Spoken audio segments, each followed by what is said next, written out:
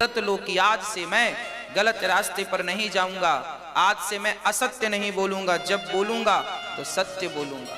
किसी को धोखा नहीं देने का व्रत लो, किसी का अपमान ना करने का व्रत लो, माँ बाप की सेवा करने का व्रत लो। बुढ़ापा आ गया तो बस 10 माला 12 माला 100 माला। एक संत जी अयोध्या में हमें मिले, वो हमारे संघ के संत हैं, हम साथ में ही रहते थे। जब संत वो बने थे तो वो सीनियर थे, हम उनके चरणों में थे, हमारी उम्र के थे, उनके भी उम्र 30-32 वर्ष की होगी प्रेजेंट में। वो साधु हो गए, गृहस्थी नहीं बसाई, और रोज वो सवेरे 3 बजे उठ के बिस्तर से नहाने चले जाते सरयू जी, और नहा के 4 बजे तक वापस आ जाते। वहां से 2-2.5 किलोमीटर था, तो पैदल जाना पैदल आना। तो वो हमारी साथ रहा करते थे, साथ में ही वो 2 कदम दूर उनका बिस्तर था, 2 कदम पीछे हमारा बिस्तर था, साथ में सोते थे। वो वहां सोते, हम यहाँ सोते। वो 3 बजे उठ के चले जाते, 4 बजे आते। जब हमारी नींद खुलती 4, 4:30, 5 बजे, तो वो भजन करते।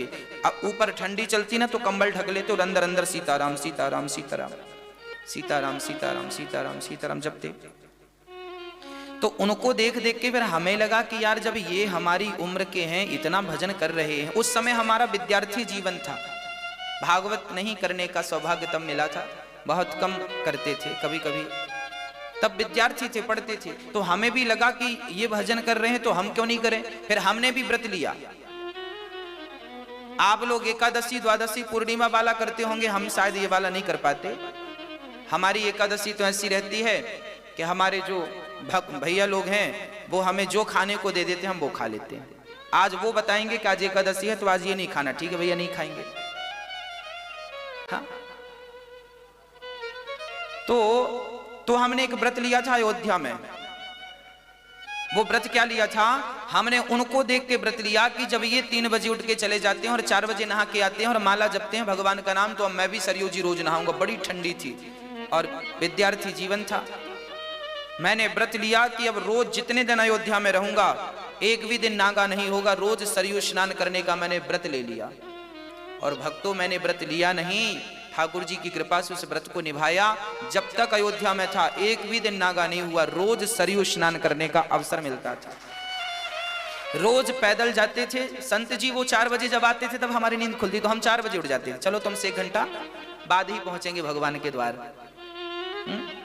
तो 4 बजे उठते थे हम, फिर जाते थे तो 4:30 बजे तक पहुंच जाते सरयू जी। दौड़ के जाते, यहाँ से दौड़ लगाते तो सीधे 2.5 किलोमीटर दूर जाके सरयू जी में रुकते, और वहां रुकते तो दौड़ने में शरीर गर्म होता तो थोड़ा सा 2 मिनट बैठ जाते। किसी ने कहा कि बैठ जाया करो, डायरेक्ट पानी में नहीं घुस जाया करो, नहीं बीमार पड़ जाओगे।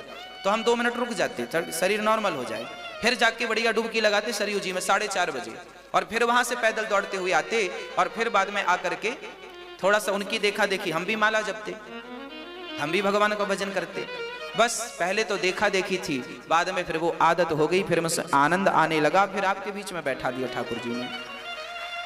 अच्छे लोगों को देखोगे तो अच्छा रंग चढ़ेगा, मेरा कहने का अर्थ ये।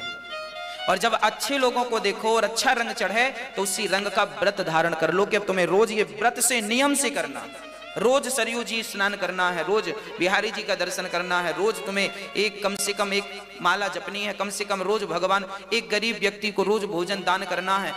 कोई एक अच्छा संकल्प, कोई एक अच्छी बात, एक अच्छा काम रोज के लिए ठान लो। रोज 2 आंसू बहाने हैं भगवान की याद में, यही संकल्प ले लो। इससे बड़ा व्रत और क्या हो सकता है? हाँ, तो व्रत होना चाहिए। व्रत का अर्थ है प्रतिज्ञा।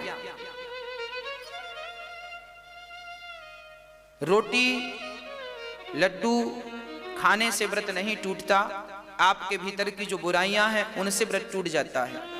जैसे शुक्रवार का व्रत हमारी माताएं रखती हैं, शुक्रवार के व्रत में माताओं को किसी ने बता दिया है कि खटाई नहीं खाते। अच्छा, माताओं को किसी ने अधूरी बात बता दी, किसी ने ये तो बता दिया खटाई नहीं खाते, पर बेचारे किसी ने ये नहीं बताया कि खटाई चीज क्या है।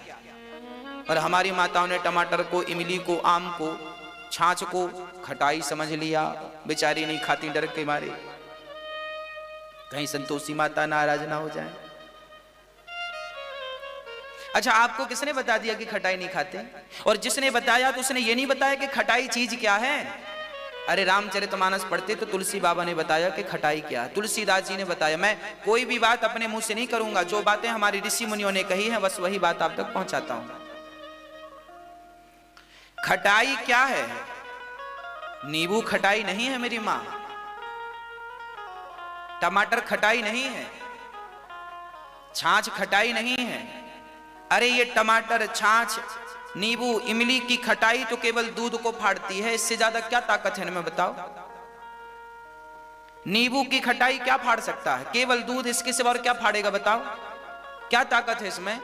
दूध, नींबू की खटाई सिर्फ दूध फाड़ सकती है, परंतु कपट ऐसी खटाई है जो भाई भाई के रिश्ते को फाड़ देती है, पिता पुत्र के रिश्ते को फाड़ देती है, पति पत्नी के रिश्ते को फाड़ देती है और अनादि काल से फाड़ती चली आ रही है। वो कपट तुमसे छूटा नहीं, नींबू छोड़ के बैठ गई।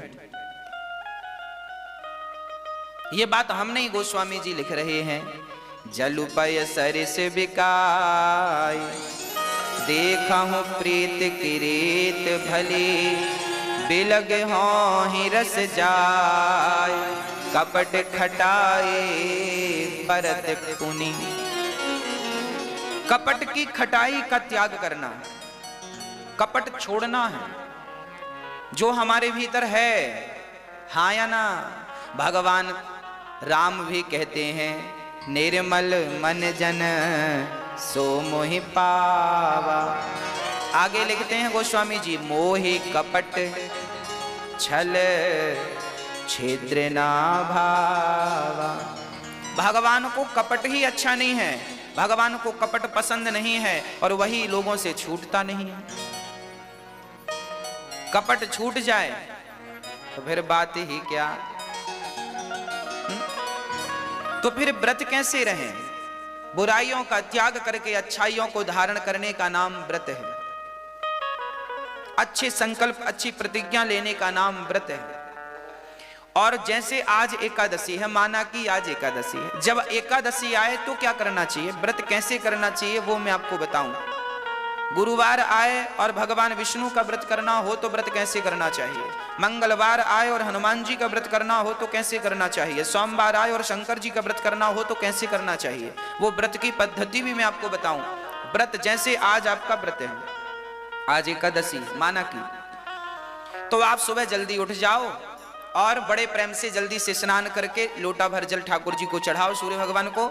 और आज एकादशी है तो आज ठाकुर जी का बढ़िया अभिषेक करो, दूध से नहवाओ, दही से नहवाओ, खूब ठाकुर जी का ओम नमो नारायणाय नमः, ओम नमो नारायणाय नमः, नारायणाय नमः, नारायणाय नमः, लक्ष्मी नारायणाय नमः, लक्ष्मी नारायणाभ्याम नमः।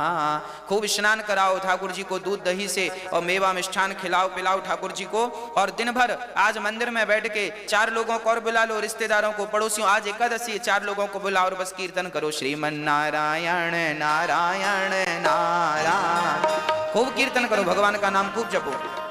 और जाप करने में, कीर्तन करने में, पूजा करने में इतने खो जाओ, इतने डूब जाओ कि सुबह से शाम कब हो गई पता ना चले। अरे भोजन की याद ही ना आए, सुबह से शाम तक आपको भगवान के सिवा कुछ याद ना आए, इसका नाम व्रत है। रोटी छोड़नी नहीं पड़ती, भजन में इतने मस्त हो जाओ कि ये सब अपने आप छूट जाए, इसका नाम व्रत है। कई लोगों को हमने देखा दिन में सोते रहते हैं व्रत के दिन। क्यों सोते रहते हैं? जागेंगे तो रोटी की याद आएगी। बाकी दिन जितना नहीं खाते लोग, व्रत के दिन उतना खा जाते हैं। व्रत के नाम पर बड़ा खा लेते हैं लोग, वो महंगा महंगा खाते हैं। इसलिए पहले हर चीज का अर्थ समझना चाहिए, इसका अर्थ क्या है।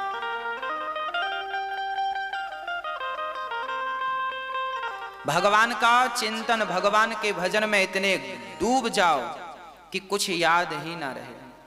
अरे लड़की का विवाह जब होता है ना, तो बाप के पांव में कांटा भी लग जाए तो उस कांटे की चुभन उसे पता तब चलती है जब बेटी विदा हो जाती है, हाँ या ना। बाप नंगे पांव काम करता है, ये सामान लाना, वो करना, यहां जाना, वो करना। बाप के पांव में दर्द कब होता है? जब बेटी घर से, जब तक विदा नहीं होती तो पांव में दर्द नहीं होता। क्यों दर्द नहीं होता? क्योंकि पिता अपने काम में, बेटी के विवाह में इतना मग्न था, इतना डूबा था कि उसे अपने पांव का दर्द भी नजर नहीं आया। वो तो जब कुर्सी में बैठा आराम से, बेटी विदा हो गई, अब काम नहीं है, तो फिर दर्द शुरू हुआ। उसी प्रकार भगवान के भजन में इतने मस्त हो जाओ, इतने मस्त हो जाओ कि आज भूख प्यास बिल्कुल ना लगे, भगवान के भजन में डूबे रहो। इसका नाम व्रत है। ना तो रोटी की याद आवे ना पानी की, बस भगवान के चिंतन में डूब जाओ, भगवान के भजन में सुबह से शाम तक। ऐसे ध्रुव जी महाराज ने व्रत लिया कि भगवान को प्राप्त किए बिना मैं लौटूंगा नहीं। आप भी ये संकल्प ले सकते हैं कि हमें भगवान का दर्शन करना है, और आप भी भगवान की प्राप्ति के लिए आपको कुछ नहीं करना, ना भगवान की प्राप्ति के लिए ना पत्नी को छोड़ना, ना परिवार को छोड़ना, केवल भगवान से प्रेम बढ़ाना है। अब प्रेम कैसे बढ़ाना है वो आप लोगों को आता है। प्रेम करना तो सीखा ही होगा बचपन में। हाँ, माँ से प्रेम किया, फिर भाई से प्रेम किया, फिर माँ, फिर पत्नी से प्रेम किया, फिर बच्चों से प्रेम किया, फिर मकान दुकान से प्रेम किया। इन सब से प्रेम कर सकते हो तो बिहारी जी से प्रेम नहीं कर सकते। आप लोगों को प्रेम करना आता है कि नहीं? आप लोग अच्छा वाला प्रेम करते हैं। माँ बेटे से कितना बढ़िया प्रेम करती है। माँ और बेटे का प्रेम कितना बढ़िया है। एक पल के लिए बच्चा नजर ना आए तो माँ व्याकुल हो जाती है। देखो कितना बढ़िया प्रेम है। एक पल के लिए बेटा नजर ना आए तो माँ क्या होती है? व्याकुल होती है। बच्चे को चोट लग जाए तो माँ रोने लग जाती है। वाह कितना सुंदर प्रेम है। पर यही प्रेम थोड़ा सा, अरे इसका हाफ आधा भी भगवान से होता तो भी नैया पार हो जाती। पर क्या करें, पूरी जिंदगी जी ली, पर इसका आधा भी प्रेम भगवान से ही तो ना हो सका। जितना बेटों से हो गया है आपको, जितना बेटी से प्रेम है आपको, जितना दुनिया से प्रेम है आपको, जितना जगत से प्रेम है आपको, उतना जगन्नाथ से हो जाए तो काम ही बन जाए। फिर तो मोक्ष में कोई बाधा ही नहीं है, भगवत प्राप्ति में कोई बाधा ही नहीं है। पर क्या करें, होता ही नहीं। ये सारे शास्त्र पुराण क्या कहते हैं? हम पूरी जिंदगी हम जब तक जिएंगे तब तक यही कहेंगे आपसे कि भगवान से प्रेम कर लो, भगवान से प्रेम कर लो, भगवान से प्रेम कर लो, भगवान से प्रेम कर लो। सारे वेद, 4 वेदों का सार क्या है? सारे वेदों का सार है भगवत प्रेम। 18 पुराणों का सार क्या है? भगवान। अरे भाई, एक बाप ने बेटी का विवाह किया, बेटी के विवाह में 50 लाख की तो गाड़ी दी और सारे बारातियों को एक मोटरसाइकिल दी और करोड़ों रुपया बैंक में बेटी को, दामाद को दे दिया। बड़ा पैसे वाला पिता था, खूब दिया, जाओ ले जाओ, सब 10-20 प्लॉट, 10-20 प्रॉपर्टियां दे दी, ले जाओ, बड़े बड़े अच्छी लोकेशन जाओ। एक पिता ने अपनी बेटी के विवाह में अरबों खर्च कर दिया, परंतु उस बेटी का उसके होने वाले पति से प्रेम हुआ ही नहीं। वो दोनों पति पत्नी प्रेम करते ही नहीं। तो अब मेरा प्रश्न आपसे है कि वो दोनों पति पत्नी एक दूसरे से प्रेम नहीं करते तो विवाह का इतना सारा खर्चा सार्थक हुआ कि व्यर्थ गया? हाँ कि ना? व्यर्थ गया कि सार्थक हुआ? अरे भाई, पिता ने इतना खर्चा इसलिए किया था कि बेटी हमारी खुशी से अपने ससुराल में रहे पति के संग, पर पति तो प्रेम करता ही नहीं और ये छोरी भी प्रेम नहीं करती। तो लो, पिता का इतना सारा दान दक्षिणा सब बेकार चला गया। उसी प्रकार तुमने व्रत किए, उपवास किए, यज्ञ किए, जप किए और नाना तीर्थ किए, व्रत किए, सब किए, पर भगवान के चरणों में प्रेम नहीं हुआ तो सब बेकार है। यदि प्रेम हो गया तो सब सार्थक है। ये सारे व्रत, उपवास, नियम धियम सब केवल भगवत प्रेम के लिए ही तो है। आप कथा सुन रहे हैं किस लिए? इसलिए कि कथा सुनने से भगवान के चरणों में प्रेम जाग जाए, और प्रेम जाग गया तो सब कुछ सुनना सफल हो गया, मेरा सुनाना भी सफल हो गया। और प्रेम नहीं जागा तो 18 पुराण भी किस काम के फिर, यदि प्रेम नहीं जागा तो? ये 18 पुराण भी केवल इसीलिए हैं कि तुम्हारे भीतर भगवत प्रेम जगा सकें। ये भागवत, ये चारों वेद केवल तुम्हारे भीतर के प्रेम जगाने के लिए ही तो हैं। हम जैसे जितने भी कथा सुनाने वाले हैं केवल आपके हृदय में प्रेम जगाने के लिए ही तो हैं। यदि प्रेम जाग गया तो फिर आप तो भगवत प्राप्ति को प्राप्त हो गए, मिल गए भगवान, जिसके लिए आंखें तरस रही हैं, प्यासी हैं, भटक रही हैं। और प्रेम नहीं हुआ, रामचरितमानस में भी राम जी स्वयं कह रहे हैं। अच्छा, बिहारी जी की पूजा हम लोग कर रहे हैं, आप भी कर रहे हैं। हम लोग, आपने देखा होगा मंदिर में लोग जाते हैं, पुष्पों की माला, लड्डू, पेड़े, तमाम अच्छी बात है, ले जाना चाहिए। पर बिहारी जी से भी कभी पूछ लो कि तुम्हें पसंद क्या है, भाई आपको हमने 56 भोग खवाया, आओ आओ आज हमारे रबड़ी खाओ, रसगुल्ले खाओ, ये खाओ वो खाओ। अरे भाई एक बार हमारा फर्ज है कि हम आपसे ये भी पूछ लें कि भैया तुम्हें क्या पसंद है। कहीं ऐसा तो नहीं कि हमने जो जो परोसा उसमें कोई भी आपको पसंद ना हो। इसलिए माँ जब बच्चे का जन्मदिन आता है तो माँ बच्चे के लिए वही बनाती है जो बच्चे को गाजर का हलवा पसंद है तो आज माँ ने गाजर का हलवा बनाया है। बच्चे को सूजी का हलवा पसंद है तो माँ ने सूजी का हलवा बनाया है। बच्चे को पराठे पसंद है तो माँ ने पराठा बनाया। क्यों? अरे बच्चे की पसंद यही है। जरा बिहारी जी की पसंद पूछो कि तुम्हारी पसंद क्या है? लड्डू पसंद है क्या? पेड़े पसंद है क्या? माला पसंद है क्या? भगवान कहेंगे ना हमें ये कुछ भी पसंद नहीं। तो क्या पसंद है? लिख रहे हैं गोस्वामी जी, राम ही केवल प्रेम प्यारा, जान ले ये जो जान निहार। भगवान को केवल प्रेम पसंद है, प्रेम। और प्रेम से भगवान को एक पत्ता दे दोगे तो वो भी स्वीकार है। प्रेम से एक सड़ा सा फल दे दोगे तो वो भी। अरे विदुरानी ने प्रेम से छिलके दिए तो खाए कि नहीं? प्रेम से सुदामा ने कच्चे चावल दिए तो खाए। कच्चा चावल कौन खाता है भैया? आप हमारे घर आवे और हम आपको कच्चा चावल परोसें तो आप तो रूठ जाएंगे, वाह हमें कच्चा परोस दिया, हमें ढोर समझा है क्या, हमें जानवर समझा है क्या? पर सुदामा के कच्चे चावल कन्हैया कहां भागे जा रहे थे? सुदामा जी पका के खा लेते, खिचड़ी बना लेते, दूध डाल के शक्कर डाल के खीर बना लेते। अरे खीर भी तो खाई जा सकती थी, पर भगवान ने कच्चे ही चावल क्यों खाए? क्योंकि भक्त का प्रेम उन चावलों में था। तो भक्त जैसे दिया भगवान ने वैसे ग्रहण कर लिया। विदुरानी ने जैसे छिलके दिए भगवान ने वैसे ही खा लिए। मतलब भगवान वस्तु के भूखे नहीं थे, वस्तु के पीछे जो भक्त का प्रेम था वो प्रेम भगवान ने स्वीकार कर लिया। भगवान बिहारी जी लड्डू खाएंगे, पर लड्डू खाएंगे तब जब खिलाने वाले के भीतर लड्डू से ज्यादा प्रेम हो। लड्डू में जितनी मिठास है उससे ज्यादा प्रेम आपके भीतर होगा तो वो लड्डू भगवान खाएंगे। और प्रेम नहीं है तो फिर वो लड्डू तुम चढ़ा दो, अपनी संतुष्टि कर लो। और प्रेम है तो बासी रोटी भी खाएंगे, छिलका भी खाएंगे। पत्रम पुष्पम फलम तोयम यो में भक्त्या प्रयच्छति। भगवान कहते हैं कोई भक्त ये पत्ता उठाकर दे दे, कह दे कि प्रभु मेरे पास तो बस इतना है, तो भगवान इसे भी चबा लेंगे, इसे भी खा लेंगे। कोई एक पुष्प ही दे दे, भगवान हमारे पास तो ओनली यही है, तो भगवान वो भी स्वीकार कर लेंगे। चल तेरे पास है, तेरी श्रद्धा तो है, तेरी भक्ति तो है, तो खा ले, स्वीकार कर लेंगे। कोई एक फल दे दो, आप जूठा ही दे दो, चलो तुम एक और खा लो, उसके बाद तुम्हें याद आए कि भगवान को नहीं खिलाया तो वही दे दो, भगवान वो भी खा लेंगे। पर वो प्रेम तो हो, वो प्रेम कहां से लाओगे वो आप लोग जानो। मनु जी महाराज के दूसरे पुत्र का नाम था प्रियव्रत। प्रियव्रत का विवाह विश्वकर्मा की पुत्री बरहिस्मती से हुआ, जिनके पुत्र हुए हैं आग्नेत्र। इनके फिर नाभि हुए, फिर अंग हुए, फिर ऋषभदेव जी हुए। ऋषभदेव जी के 100 बेटे हुए। सबसे बड़े पुत्र का नाम था भरत। एक दिन ऋषभदेव जी महाराज अपने सारे पुत्रों को उपदेश कर रहे थे। नायम देहो देह भाजाम रलोके, कष्टान कामान नरहते विड़भुजाम।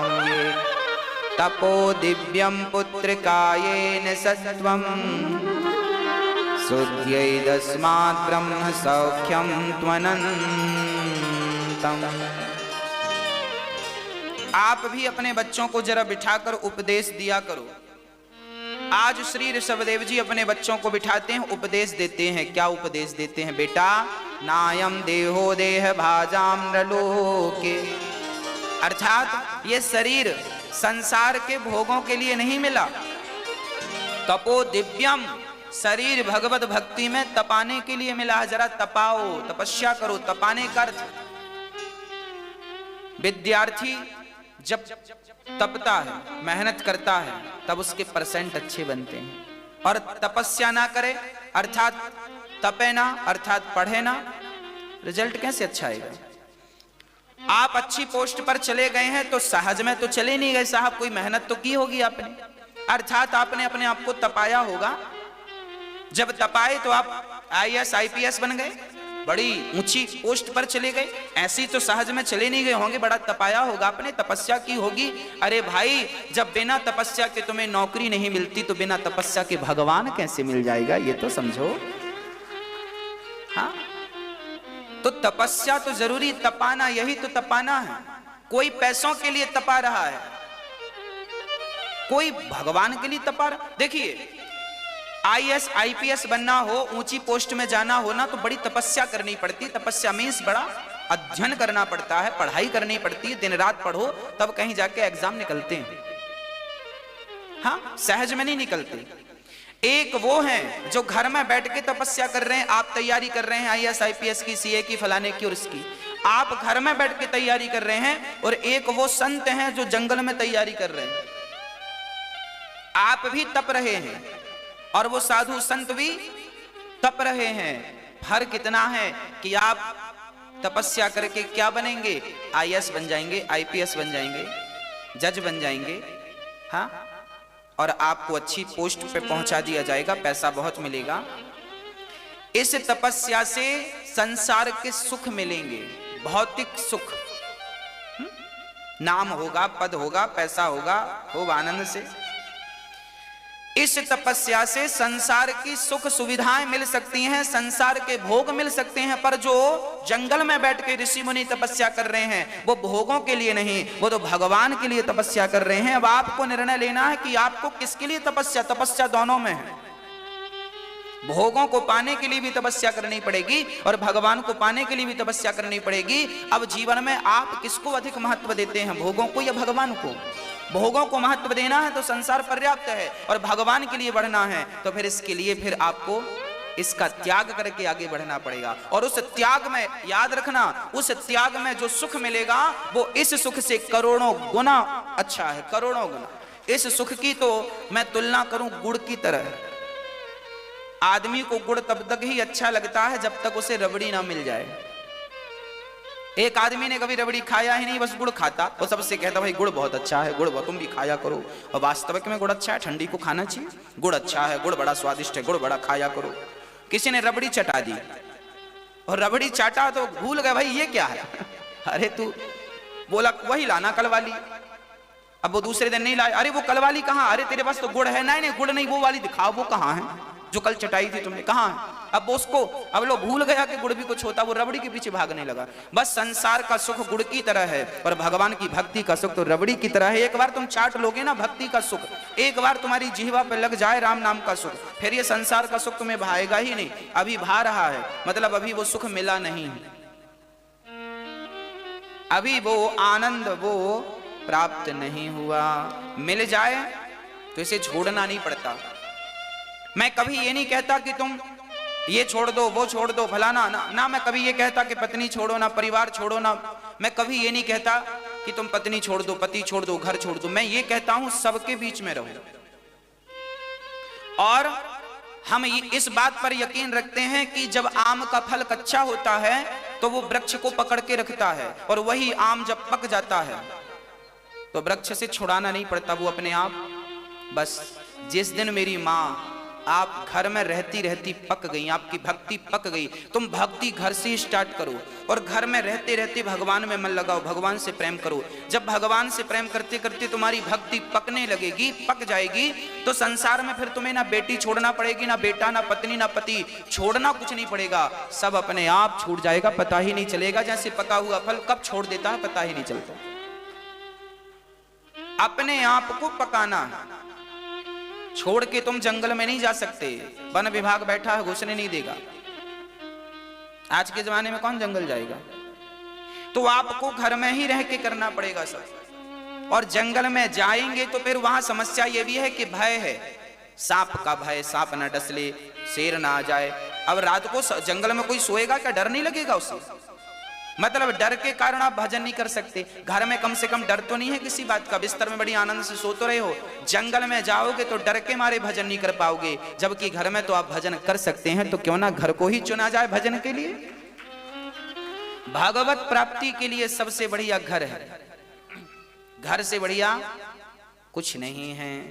बढ़िया भगवान का भजन करो, परिवार भगवान को सौंप दो, बेटा भगवान का, बेटी भगवान की, पत्नी भगवान। हे प्रभु सब आपका है और ये सब आपकी माया है, हम भी आपके हैं और बस उन्हीं के भजन में लग जाओ, कुछ अपना समझो मत। गलती तो तब होती है आपसे जब आप सबके मालिक बन के बैठ जाते हैं, मैं इसका मालिक हूं, ये मेरा है, ये मेरा है। कुछ भी अपना मत समझो, है सब तुम्हारा, पर मैं का ये जो अहंकार है ये डिलीट कर दो। मैं इस बच्चे का बाप हूं, मैं इस बच्चे का पिता हूं, ये जो मैं का अहंकार है कि तुम ही इसके बाप हो, ये जो अहंकार है बाप वाला, ये डिलीट कर दो और उस बाप की जगह भगवान को बिठा दो। प्रभु जी तुम ही इसके पिता हो, मैं तो कुछ नहीं हूं। अपने आप को आप हटा दो वहां से, फिर देखो मैं इस घर का मालिक हूं। अपने आप को हटाकर उस जगह पर, उस स्थान पर भगवान को बिठा दो। प्रभु ये घर आपका है, ये फैक्ट्री आपकी है, ये दुकान आपका है, ये बिजनेस आपका है, ये व्यापार आपका है, बस आप न्यूट्रल हो जाओ ना। क्यों 11 में फंसे पड़े हो? गाड़ी तब तक ही तो भागती है जब तक गियर में होती है, न्यूट्रल होती है तो खड़ी हो जाती है। पार्किंग में खड़ी है, ना आगे ना पीछे खड़ी है। तो आप भी जो गियर में फंसे पड़े हैं, 1 नंबर 2 नंबर 3 नंबर 4 नंबर, हाँ न्यूट्रल पार्किंग मूड में डाल दो अपने आप को। साइलेंट, सब बिहारी जी का, मेरा कुछ नहीं, मैं नहीं, मेरा नहीं, यह तन किसी का है दिया, जो भी मेरे पास है वह धन किसी का है दिया। जब देने वाला वही है तो मैं क्यों डींगे मारूं कि मैं ये मैं ना। साइलेंट, चुप, न्यूट्रल। श्री भरत जी महाराज को पिता का उपदेश चढ़ गया और भरत जी महाराज घर से, उनके ऋषभदेव जी तो भगवत भजन करते हुए चले गए, 9 बच्चे योगेश्वर हो गए। भरत जी महाराज अपना घर परिवार छोड़ के गंडकी के तट पर चले गए। श्री भरत जी महाराज गंडकी के तट पर गए और संसार छोड़ के, पत्नी पुत्र का मोह छोड़कर जंगल गए और बस भगवान का ध्यान करने लगे। नारायण नारायण नारायण नारायण, भगवत भजन करने लगे। तभी भरत जी से गलती हो गई कि भरत जी एक दिन नदी में स्नान करने गए तो वहां एक मृगी का बच्चा बह रहा था।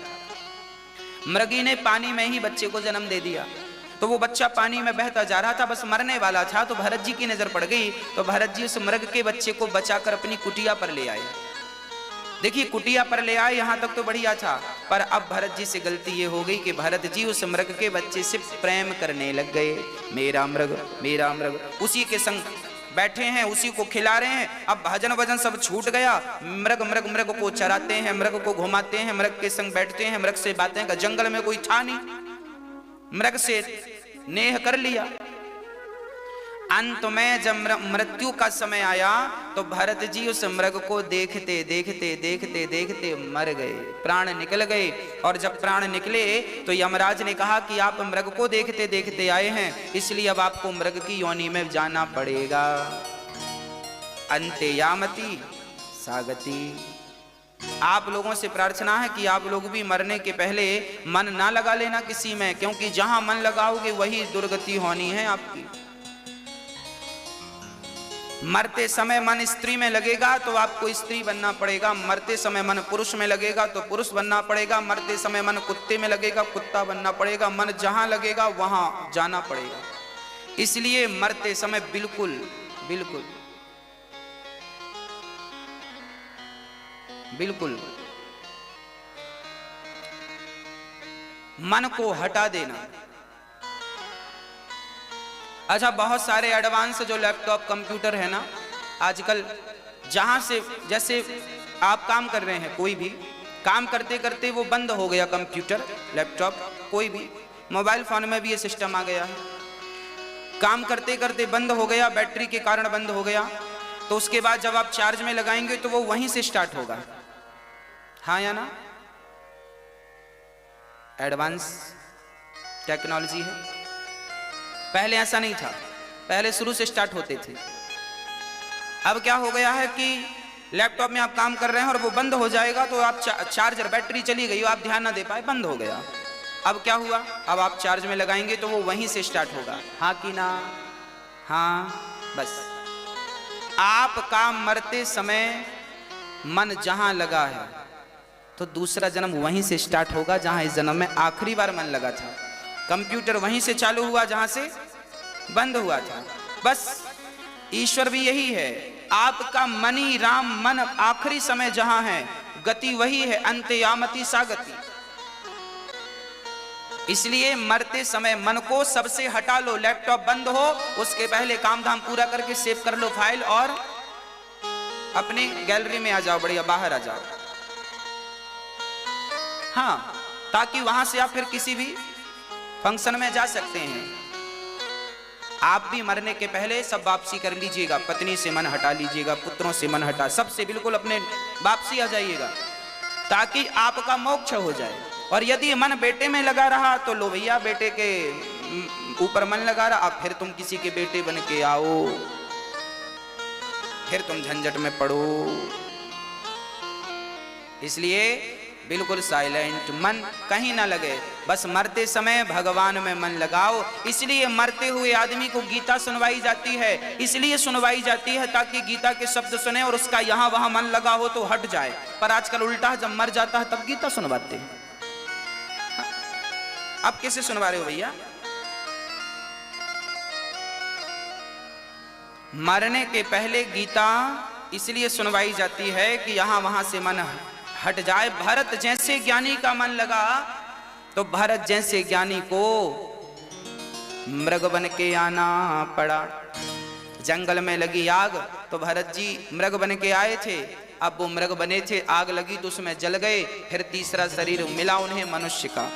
भगवान ने कहा कि तुम्हें एक मौका और देंगे मनुष्य बनाने का, अब तुम गलती ना करना नहीं तो गति बिगड़ जाएगी। अब भरत जी मृग बन के गए, उसके बाद मनुष्य बनकर आए। अब भरत जी बिल्कुल चुप रहते हैं, किसी ने गाली दी तो कोई उत्तर नहीं, किसी ने स्तुति की तो कोई उत्तर नहीं, बड़े चुप रहते हैं, गुमसुम रहते हैं, ना पढ़ते हैं ना लिखते हैं,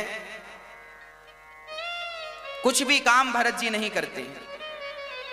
भरत जी को पता है कि पिछले जन्म में मृग के चक्कर में गति बिगड़ गई थी, इस जन्म में भी गति ना बिगड़ जाए, इसलिए तब के खाए, तब खाई तो खाई, अब खाए तो राम दुहाई, अब नहीं करेंगे गलती।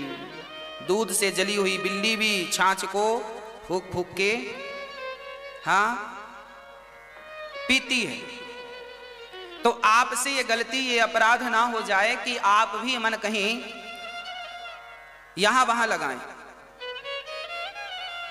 मन भगवान के श्री चरणों में अब भरत जी ने पूर्ण रूप से समर्पित कर दिया। पिता ने कहा गीता पढ़ लो, पिता ने कहा ये पढ़ लो वो पढ़ लो, पर भरत जी ने कुछ नहीं पढ़ा। भरत जी को पता था कि मैं पढ़ लूंगा और कहीं पढ़ाई का ही घमंड आ गया तो भी मैं उलझ जाऊंगा, शादी कर लूंगा तो कहीं सुंदर पत्नी का, सुंदर बच्चों का अहंकार ना आ जाए। आजकल माँ बाप को भी बड़ा अहंकार होता है, मेरा बेटा तो ये है, मेरा बेटा तो वो है, बेटे के अहंकार करे घूम रहे हैं। बेटा कोई अच्छी पोस्ट में चला जाए, फिर देखो पिता को ऐसे चलता है। अहंकार पग पग में बैठा है और वो ये समझते नहीं है कि भाई यही तुम्हारे सबसे बड़ा दुश्मन है। रावण जैसों का अहंकार टिका नहीं, तुम्हारा क्या टिकेगा। और याद रखना, भगवान को अहंकार बिल्कुल पसंद नहीं है, बिल्कुल रत्ती भर पसंद नहीं है। दुर्योधन के घर भगवान ने भोजन क्यों नहीं किया? क्योंकि अहंकार था। विदुरानी के घर भोजन क्यों किया? क्योंकि अहंकार नहीं था। क्यों नहीं समझते लोग इन बातों को? और याद रखना, अहंकार केवल भगवान को नहीं, हमें भी अच्छा नहीं लगता और आप लोगों को भी अहंकार अच्छा नहीं लगता। आपका कोई दोस्त आपसे अहंकार में बात करे, आपका पड़ोसी आपसे बड़ा एटीट्यूड में बात करे तो आपको अच्छा लगता है? बोलो। आपका भाई ही आपके सामने बड़ा ईगो में बात करे आपसे, आपको अच्छा लगेगा? अरे भाई, जब आपको अहंकार अच्छा नहीं लगता तो भगवान को अहंकार कैसे अच्छा लगेगा? जो व्यक्ति अहंकारी है वो भगवान के मतलब का नहीं। आप ये अपराध ना करिएगा। भारत जी बिल्कुल चुप हैं, कोई उत्तर ना शादी करते हैं ना गृहस्थी, ना हैं ज्ञानी पर बोलते कुछ नहीं है, क्योंकि उनको पता है कि बोलने में कहीं ना उलझ जाए। भारत जी बस उनकी भौजाइयां बासी रोटी दे देती हैं तो नमक के साथ खा लेते हैं। एक बार भाभियों को वो भी महंगी पड़ने लगी तो भाभियों ने अपने अपने पतियों से कहा ये निठल्ला घर में ही बैठा बैठा खाता है, कुछ काम धाम तो करता नहीं। तो भाइयों ने खेत भेज दिया, जाओ धान बो दी है, चिड़ियों को उड़ाना। पर भरत जी बाजा बजा बजा के चिड़ियों से कहने लगे कि चिड़िया, खेत भी राम जी का और तुम भी राम जी की हो, खाओ राम जी की चिड़िया, राम जी का खेत खाओ री चिड़िया, भर भर पेट हम बैठे हैं। चिड़ियों से खवा दिया। भाइयों ने आके 2 लाठियां जमाई, निकम्मा किसी काम का नहीं है, खेत में भी चिड़ियों को धान खवा दिया। घर से निकाल दिया भरत जी, घर से निकाल दिया। भरत जी को लगा अब भगवान की कृपा हो गई, अब मैं बिल्कुल संसार से बिल्कुल मुक्त हो गया। अब भाइयों ने भौजाइयों ने घर से निकाल दिया, पिताजी तुम चले गए थे भगवान के घर, अब भरत जी बिल्कुल जंगल में भगवान के भरोसे विचरण करते हैं। वो कहीं भी बैठ जाते हैं, सांप के बाजू में बैठ जाते हैं, उनको ये विश्वास है कि भगवान ने जितनी श्वासें दी हैं वो पूरी लेनी है, ये सांप डसेगा भी तो हम मरेंगे नहीं, क्योंकि उनको सांप से ज्यादा भगवान पे भरोसा था। ये क्या डसेगा हमें? क्या अर्थ है इनका? इनका अर्थ ये है कि जब भगवान के बनकर घर से निकलना तो बिल्कुल निडर होके निकलना। याद रखना, जीवन में डरते वही हैं जिनको भगवान पे विश्वास नहीं होता। जिनको भगवान पर पूर्ण विश्वास है वो ये जानते हैं कि मारने वाला भगवान है तो बचाने वाला भी। क्या मारेगी मृत्यु? भारत जी बिल्कुल स्वच्छंद विचरण करते हैं जंगल में, कोई भय नहीं, कोई डर नहीं, कोई बाधा नहीं। एक बार जंगल के भीलों ने भरत जी को पकड़ लिया, तुम्हारी नरबलि चढ़ाएंगे। भरत जी बोले ठीक है। भरत जी को खाया, फिर खिलाया पिलाया, बढ़िया लड्डू खिलाए, पकवान खिलाए। भरत जी बोले वाह बढ़िया खिला रहे हो, खिला रहे। भरत जी खूब खाए। अरे भरत जी तो बिल्कुल साइलेंट थे, जो मिल जाए खा लेते हैं। खाया और माला पहनाया गले में। भरत जी को कोई ने खिलाया तो खा लिया, माला पहनाया तो माला पहन लिया। अब उन्होंने कहा चलो सिर झुकाओ, तुम्हारी बलि चढ़ाएंगे। तो भरत जी ने सिर भी झुका दिया। ये नहीं नहीं नहीं, नहीं हमें मत मारो। काहे नहीं मारो, मारेंगे। भरत जी ने बिल्कुल खुशी से सिर झुका दिया, मार दो। अरे भाई देखो, जीवन में ना भयभीत नहीं होना चाहिए।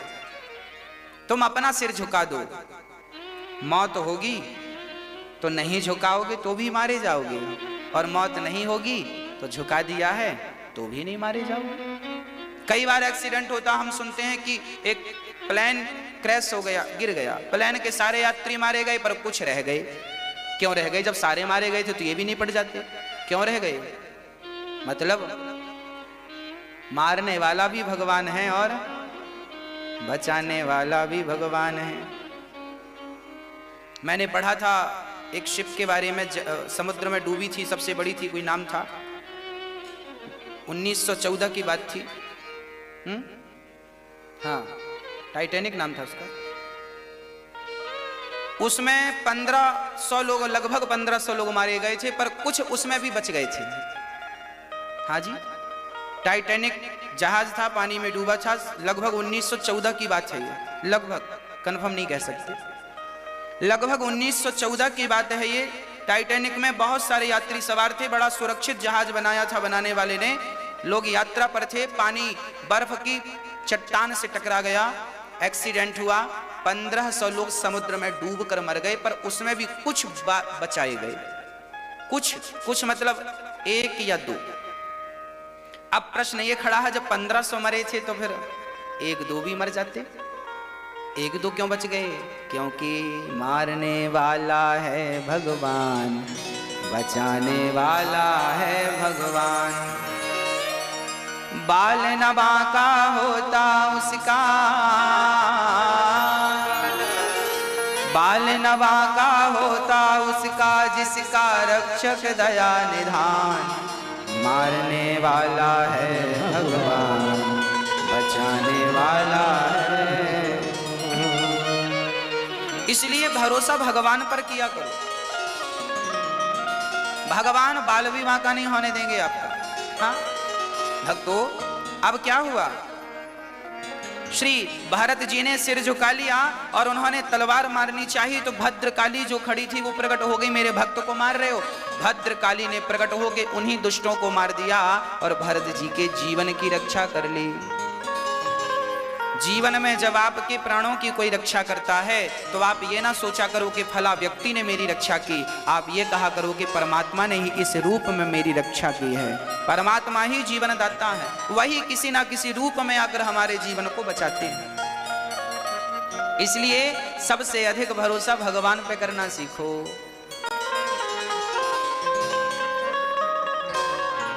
सबसे ज्यादा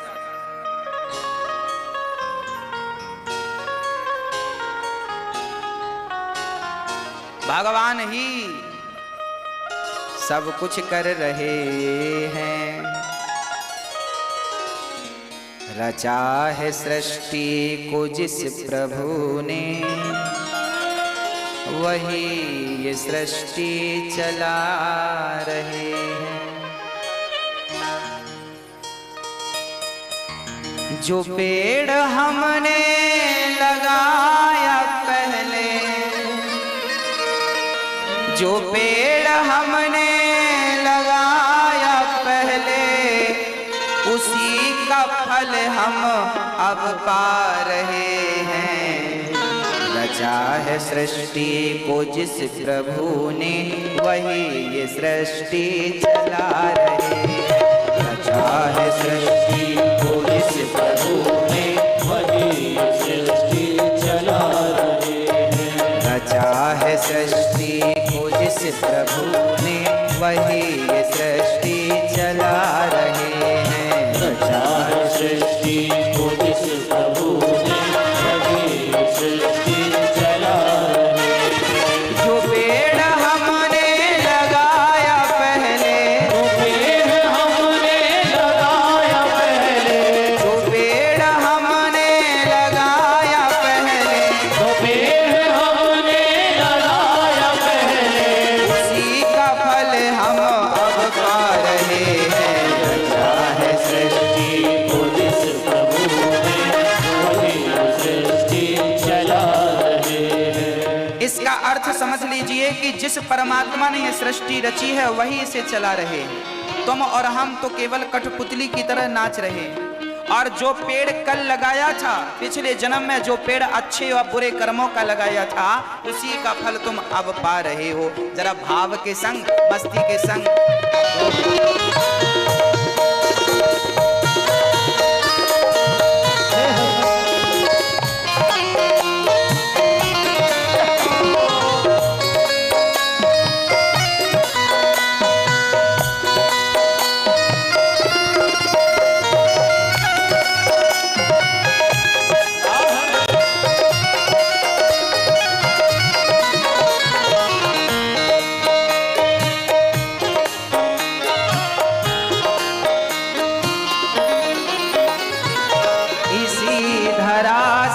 शरीर पाए, इसी धरा से शरीर पाए, इसी धरा से शरीर पाए, इसी धरा से शरीर पाए, इसी धरा में फिर ये समाए, इसी धरा में फिर ये समाए। कहने का अर्थ यह है कि हमारा शरीर भी इसी धरती से बना है। माँ बाप के खाए हुए अन्न से ही तो हम बने हैं, और इसी में अंत में हम मिल जाएंगे। इसी धरा से शरीर